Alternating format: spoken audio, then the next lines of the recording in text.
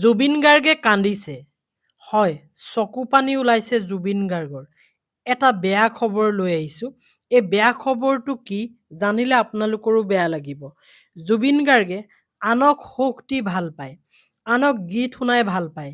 কিন্তু আজি জুবিন গাৰ্গে কান্দিবলগীয়া হৈছে। জুবিন গাৰ্গে চকু পানী নিগৰাবলগীয়া হৈছে। কিয় নিগৰাবলগীয়া হৈছে?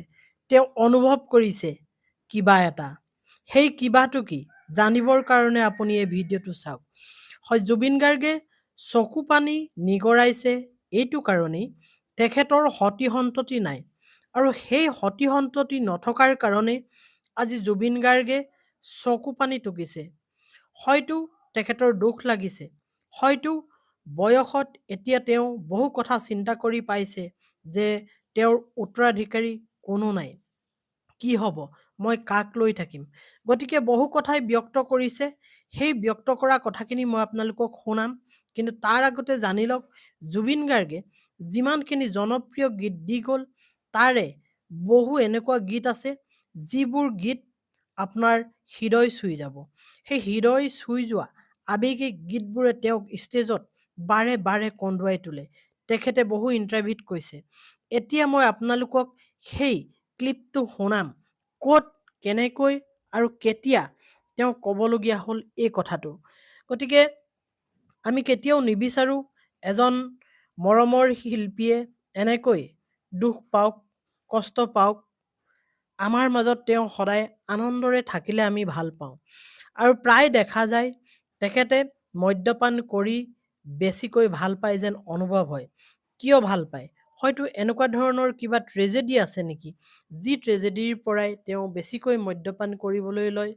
ষ্টেজত প্ৰায়ে দেখা যায় অসংলগ্ন কিছুমান কথা কয়, অসংযত কিছুমান কথা কয় আৰু তেওঁ প্ৰায় মদ্যপান কৰিয়েই ষ্টেজত উঠা দেখা যায়। আৰু এটা ভিডিঅ' ভাইৰেল হৈ পৰিছিল আজি কেইদিনমানৰ আগতে। তেখেতে গাড়ীৰ পৰা নামোতে ধলং ধপংকৈ নামিছিল মদ্যপান অত্যাধিক কৰাৰ কাৰণে। এতিয়া মই সেই ক্লিপটো লগাইছোঁ।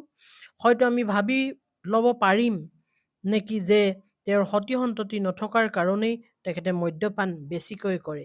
এয়া শুনকচোন।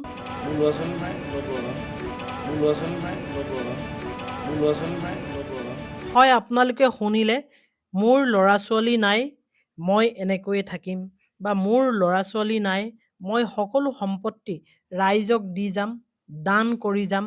এনেধৰণে তেওঁ ব্যক্ত কৰিছে। আচলতে মই সৰুকৈ ক্লিপ এটা লগাই দিলোঁ আপোনালোকক, কাৰণ এই দুখৰ মুহূৰ্তত আমি তেওঁৰ কান্ধত হাত থ'ব লাগে আৰু তেওঁৰ সুস্বাস্থ্য কামনা কৰিব লাগে।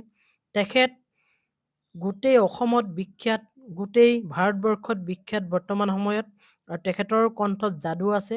গতিকে তেখেতৰ সন্তান নাথাকিলেও, সতি সন্ততি নাথাকিলেও গোটেই অসমৰ ৰাইজ আছে তেওঁৰ লগত, ভাৰতবৰ্ষৰ ৰাইজ আছে। গতিকে তেওঁ চিন্তা কৰাৰ কোনো কাৰণ নাই।